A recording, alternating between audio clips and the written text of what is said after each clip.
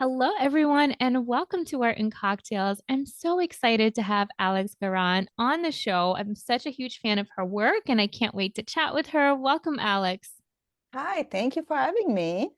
I'm so excited. So, I have been following your work probably shortly after I graduated from art school. And I think it was one of those art blogs that featured one of your really cool paintings with the double eyes, which I think you're most known for, but I know you do more than that. Can you tell us quickly, like, how did you get into painting the subject matter and your art in general? I know it's like a very broad question, but how did you start making these paintings? And we'll work backwards from there. Oh, sure.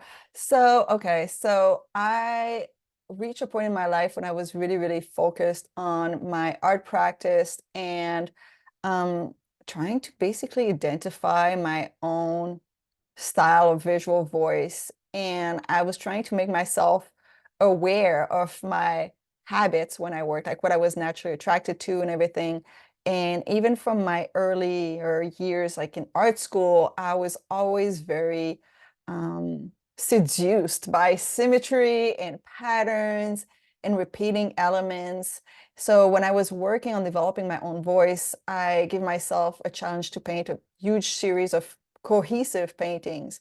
And it was always the idea of pushing symmetry, pushing repeating images, pushing the idea of mirroring effect, until eventually just playing with old school tracing papers and transparency paper, I started to put my images on top of another. So it was a very analog process. And this is kind of how it developed. And eventually it took a way deeper meaning, obviously, as I um, apply that concept to my practice, which it became a reflection of how I see life and everything. But yeah, the actual uh, process of getting there was really trial and errors. Yeah. That's really cool. Thank you for that. And I was going to ask you then, what was the personal meaning that emerged as you started? Because obviously you're very skilled and you're such a beautiful painter and your work is so precise. And what was the inspiration behind these like double images? And I'm sure I always imagine myself trying to paint that. I'm like a very expressive, crazy painter. And I'm like, how do you not get so dizzy looking at those works? But I Yeah, would love well, to know, like, what does it mean for you? yeah, I mean, it really started with the idea of um, we have multiple personas as artists or as human beings. So we have our, you know, inner child, and we have our, outgoing persona. We have our work persona. We have our family self. So my idea is to try to display the battle between all of those different variation of ourselves that we fight with on a daily basis. And the objective is trying to display a true self. So a true self would be basically so many different versions of ourselves, right? And on a metaphor standpoint, that vibrating effect reflect on, who we are, how we live life, who we present to the world is a combination of all of those different personas. And I feel like the physical effect of looking at my art is a nice, like I said, metaphor to that idea of multiple selves. I love that. It's so true. And any given moment, we're always changing. And even like the wall that seems stable is like moving and, decaying in a way. And things are vibrating. So I think that's really, really fascinating to think about. And when I see your work, it becomes very meditative and it's no longer about the subject, right? But is there significance for you with the people or the figures that you paint? And how do you choose them? How do you find the next model or the next subject?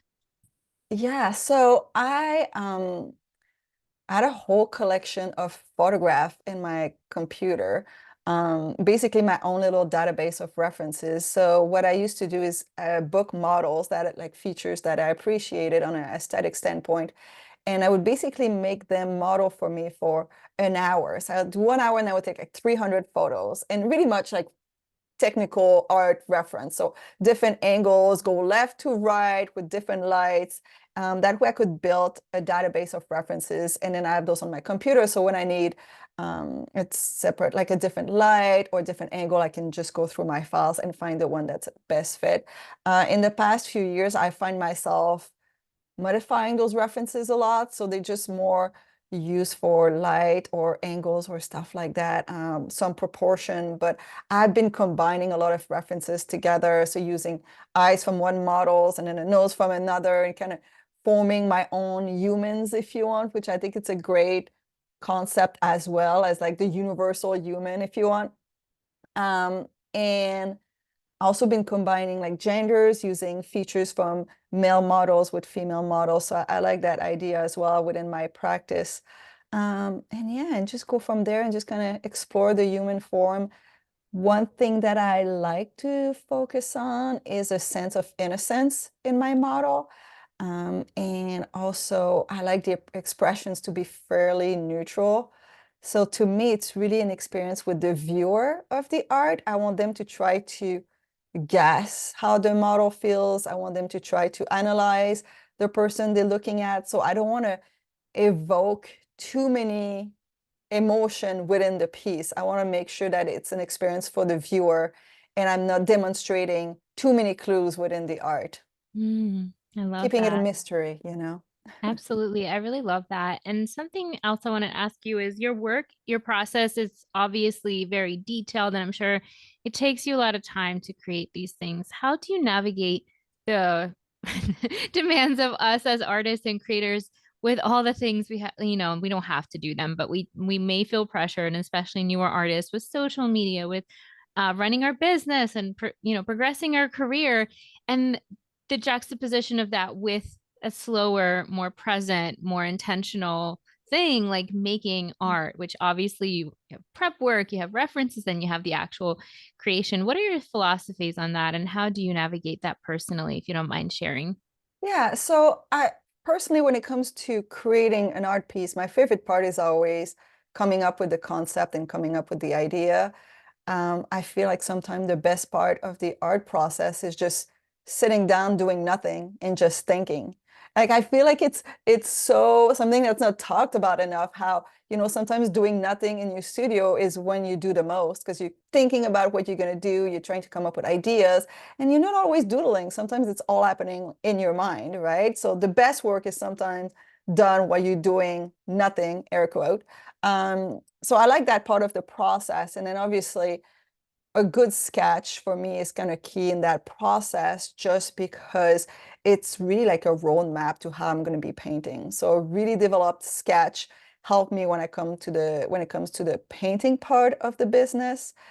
And I mean, there's a bigger question in there, which is how you balance owning an art business, because being an artist is really being a small business owner. So you 100%. do have days where you are painting, and there's days where you're just doing marketing and inventory and accounting.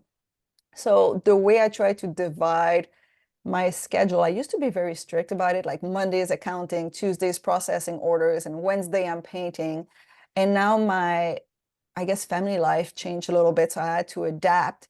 So it's when I have time to paint, I paint. When I know I'm going to have 3 or 4 hours where I can be by myself in the studio, it's just painting time. And when I have time or when I don't have the opportunity to paint, but I can be semi-engaged, then I'll do all of the online stuff. So shop update, website update, social media. Um, and so also like sometimes you have periods when you're not as inspired. And I think those are good days to take care of the business side of things, or you prepped a canvas and you're like, well, my canvas is prepped, but I can't start painting yet. It doesn't mean you should go and do nothing and watch a movie, which I mean, it's fine. We all need that. But it's like, it's an opportunity to be like, hey, I have free time.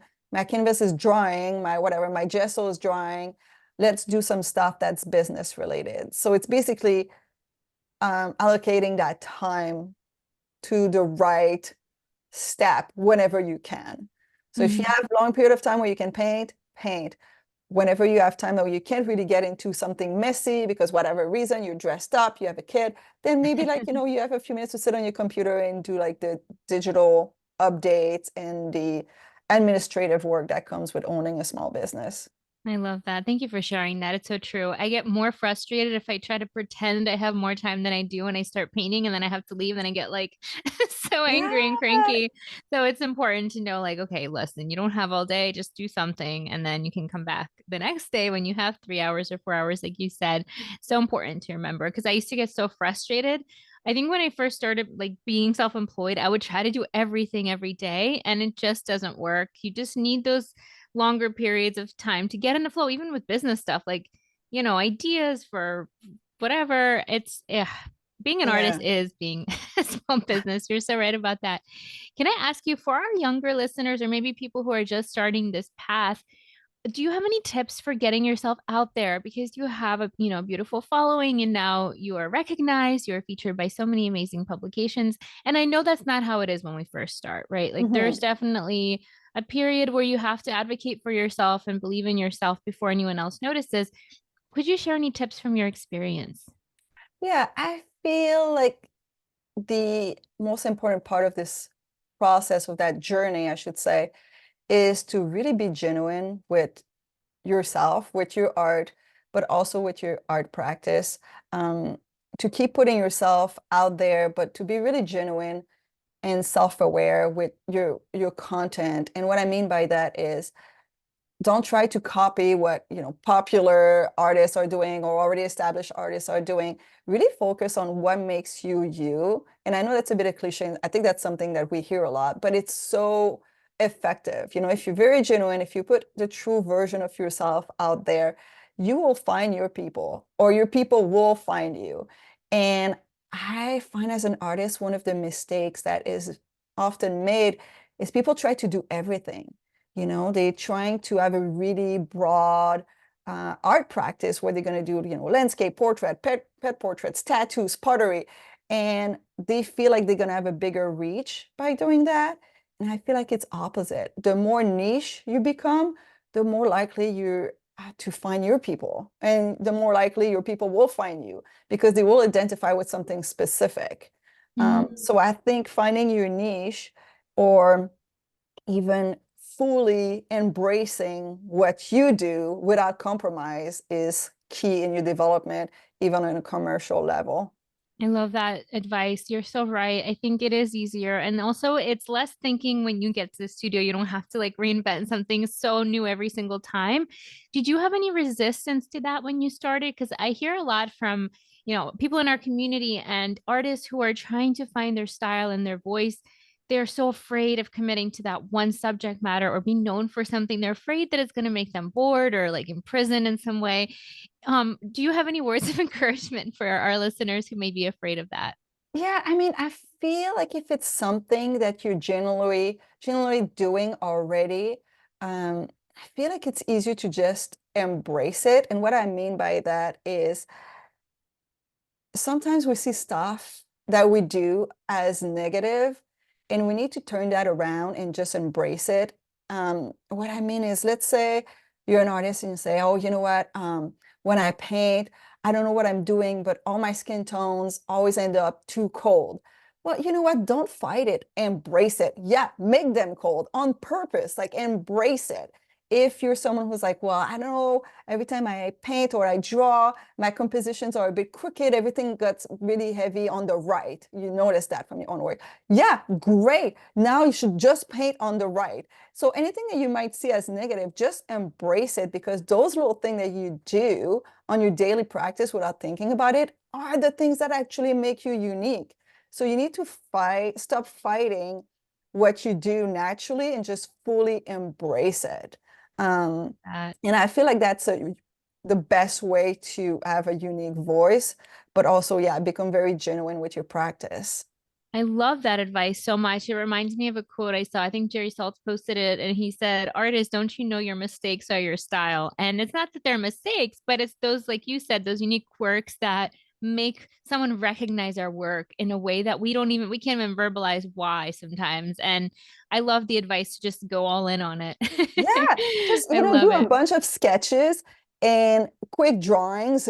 Take a step back, look at it, and be like, oh, what do I see? Oh man, I used turquoise in all of them, or oh, I did this weird line in all of them. Well, the next piece you do, just use those elements, but with purpose.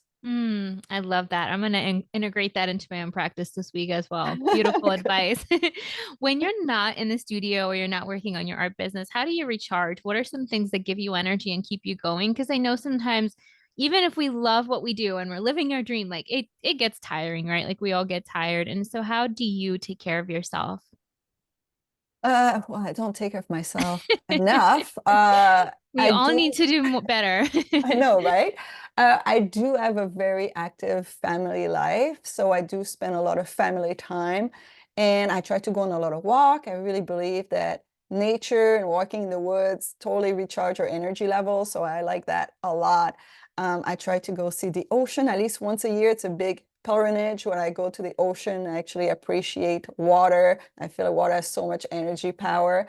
So those are my hippie vibes. But there's also something into, I guess, the practice of not stressing too much about needing time off.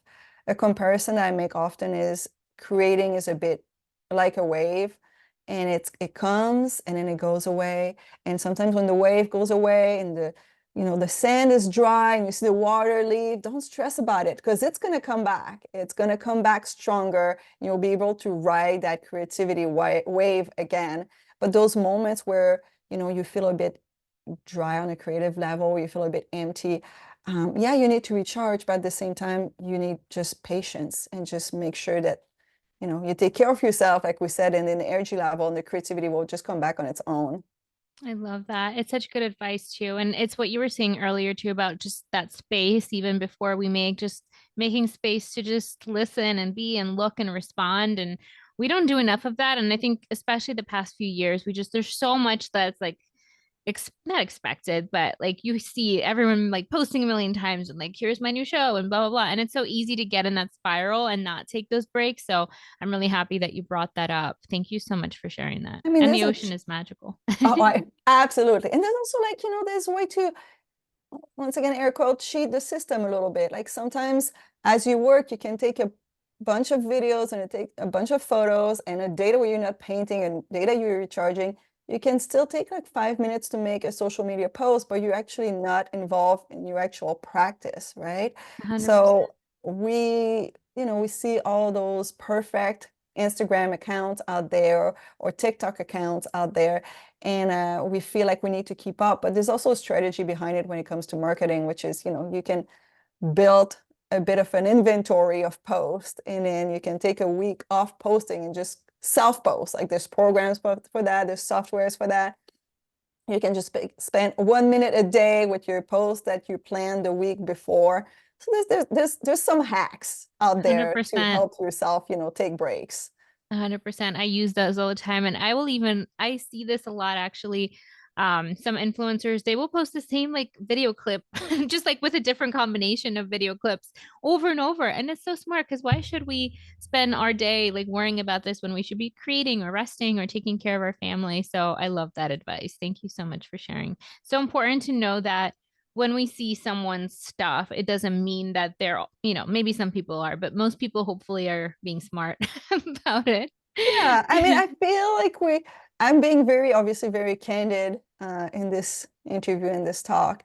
And, I could say like, yes, I'm always 100% in my practice and I'm always there. And every day I film videos and, I could be selling the dream if you want. But I prefer being candid and say like, yeah, there's hacks, like there's ways to make it appear like we're always busy, but you're actually taking breaks. It's a big taboo. Yes, we take breaks. I know that's like the next big reveal. It's like, oh my gosh, we're human and we don't always feel happy when we're making art. Absolutely. Yep. I love that. Oh my gosh. Well, what do you have going on these days? What are you currently working on? So, oh my goodness, so much. So I have a solo show opening on March 2nd at Bean Art Gallery in Australia. And then I'm part of a group show at the Asheville Museum in North Carolina. Ooh. It's the art museum, the Asheville Art Museum, and it's a show called The New Salon, and it's created by Mortal Machine Gallery. Amazing show. I'm very excited to be part of it. And I'm also working on a piece right now for the Eagles Foundation with the Eagles, like the football team. They're doing Yes, a big gala with Arch Enemy Art Gallery in Philadelphia. So I'm working on a piece for their foundation, which is really exciting. This is that kind is of like a fun amazing. project. Yeah. Congratulations. That's so Thank awesome. Yeah, you. I'm based my studio's in Philly. So Oh, there you I go. that's right in my I'll have to check. Are they having a show for this or are they just going straight to the foundation? No, they will have a show. They will have a big opening, and there will be tickets. It's a ticketed event, but I'll probably post on my social media about it. Arch Enemy will post about it in their social media how you can buy tickets for the gala. So there will be an opening, a ticketed evening, and then the pieces will be there for the weekend after. I love that. If you don't Yeah. mind sharing with me and our listeners, obviously, when you're getting ready for a solo show, and Mhm. congratulations again, that's so exciting. Could you give us like a context of how long does it take you from idea to production to finishing your work? Like, how much time do you need? Because everyone works so differently, and I just love to hear all the different perspectives. Uh, that's a tricky question because once again, I could sell the dream, but I could be very candid and transparent here. No, this Um, is a candid podcast. I try to share all my own all my own stuff on here too. for a solo show, the ideal answer is you want as much time as possible, 3 to 6 months. Depending on my schedule, sometimes I have less than that. Yeah, me too. Um, it also depends on the space. It depends on how many pieces are needed. Um, each pieces that I do, if it's an oil painting, will take from 15 to I don't know, 75 hours. Like it varies on complexity of the piece and the size of the piece. So a solo show could take obviously a few months to come together. Um, I like to plan my solo show in advance. So if I pick a theme or concept, I try to do little doodles of all the paintings I'm planning to do. And often I'll do the planning based on size. Like, oh, I want to have a 130 by 40. I want to have 216 by 20. So I try to kind of build a collection to have like a nice display of sizes. And then I go from there and I sketch for those sizes. So that's kind Mhm. of a bit of the planning process. But yeah, I mean, ideally you want at least 3 months for a solo. I've squeezed solos in less time than that, and Same. I've done solos where I add more time. So it really depends on your schedule. But yeah, it also depends how fast you work. I've seen artists do solos in a week because they're very expressive with their motion, their paintbrush, and the way That they is like a work. nightmare.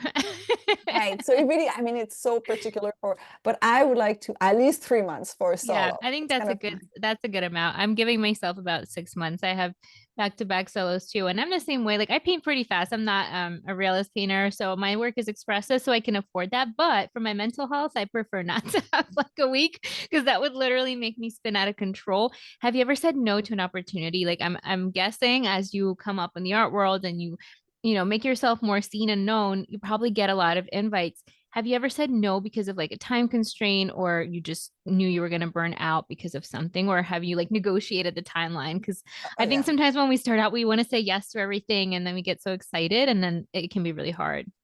I say no all the time. This year is 2024 is very, very busy. It's pretty insane for me. So I have this show also gonna have a featured at Haven Gallery this summer, and then I'm gonna have a museum show at the end of the year. So Mm. this year is just so busy, and I had to say no to a lot of stuff. And sometimes I have those specific galleries that I work with. And sometimes you want to try a new gallery, but you don't have time to test that relationship. Or there's always business opportunities as well. There's a lot of people who reach out to artists trying to, this has a negative connotation, but trying to use artists for also their business. So you have to kind of sort through those offers and be like, is it beneficial for me, either on a financial standpoint or on a partnership standpoint? So, yeah, so this year I said a lot of no's. Good. Um, just I don't have the capacity, That's basically. good. It's nice Yeah. when we can recognize that because I have times where I said yes, where I should have definitely said no, and then I pay for it later. I'm like, oh, I am not okay.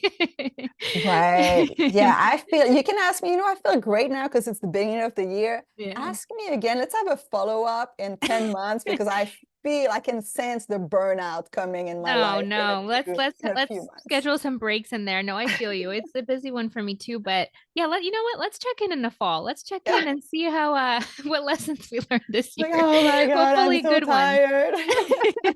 I totally hear you. And so one of my biggest passions in life, and this is just for my own experience as an artist and creative entrepreneur, is really empowering artists to um, advocate for themselves financially too. And if you're open to sharing, especially for someone just starting out, do you have any tips for supporting yourself as an artist? Like I always tell my artists, like don't put all your pressure, especially in the beginning, on original art sales, because let's say you're getting ready for a solo show, you need all that work to be in that space. You can't really sell it yet.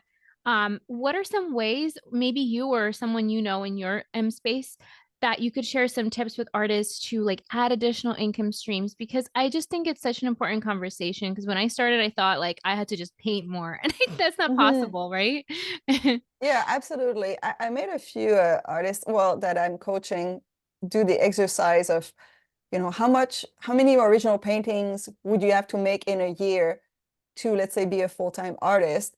And they made the math like 400. I'm like, well, this is not possible. So this is why you need a different way to make money, right? Like at the end of the day, we're running a business. So I'm a strong believer in prints and also merch. I'm a believer in it because I love it personally.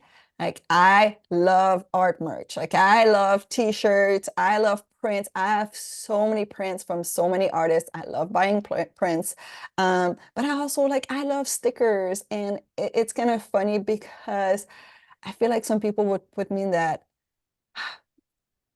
fine art kind of category. And sometimes Hmm. I feel like some artists that are or want to be in that category are afraid of, selling stickers with their art on it.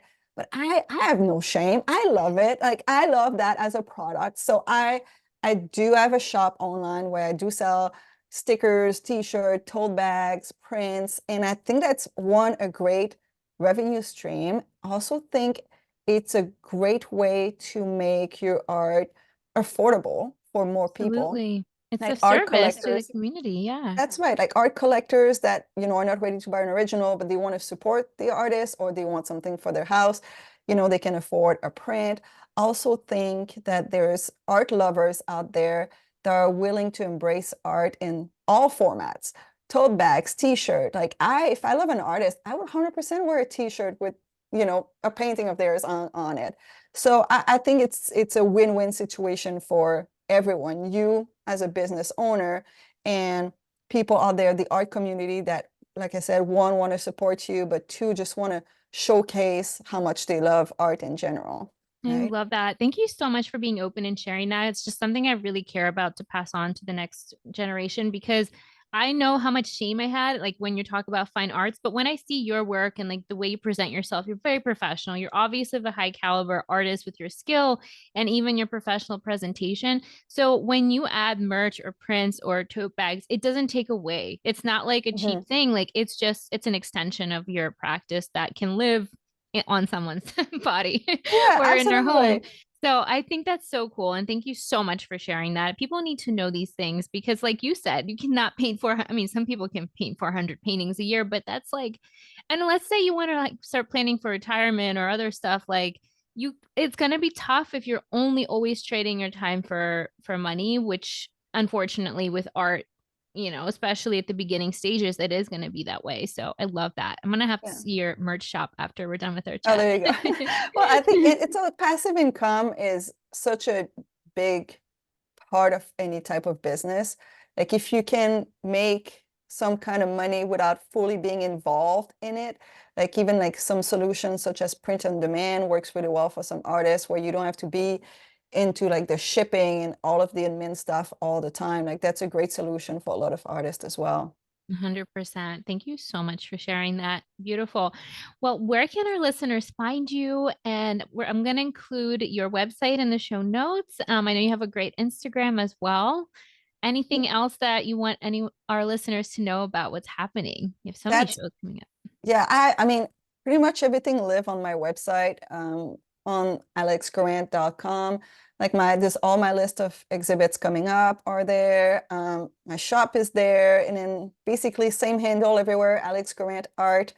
Kind of, you can find me pretty much on everything. I'm trying to put some effort into Pinterest these days. I feel like I That's have a big Pinterest revival in my head right now. So I think yeah, that's a great plan. I think for everyone listening too, Pinterest is a search engine, so people could just find you on there. It's great. I love it. And I don't yes. do much on there, but I feel like it pays off more than like constantly posting on IG. So I love Right. that. Yeah, it's kind of my, I don't know, it's my project this month. I'm going to put some effort into Pinterest, but most likely, a lot of Instagram posts and TikTok and Great. all this good stuff. Well, when we have our check-in in a few months, we'll talk about Maybe we'll do Pinterest. part two. Yeah. Alex, thank you so much for being on the show. It's such a pleasure to get to know you, and congratulations on all your exciting upcoming shows, and just so great to have you. Thank you so much for having me.